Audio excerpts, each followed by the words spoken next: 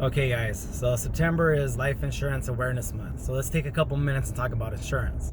I know you're probably saying, like, Anthony, I don't want to think about dying, more or less talk about it. But let's be honest. The fact is, the ratio is one out of every one person is going to die.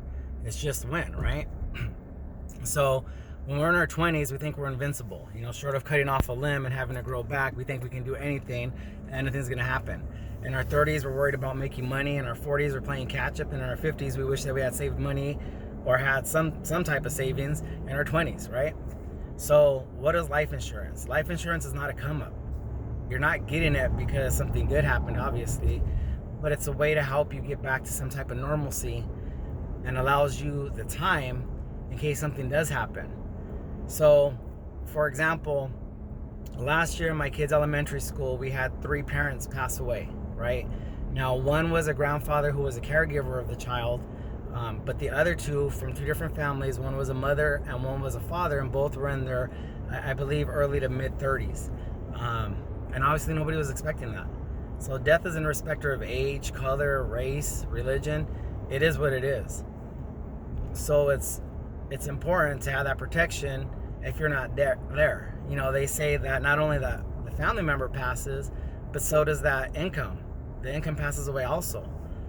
So I know a lot of people right now are struggling with 2 persons working, and if one person lost their job, that's one thing because they can still find it if they're still alive. But if they pass away, then there's no chance for another income to be coming in like that. And that doesn't even count for the time that, I know if I lost a loved one, I would need some time off.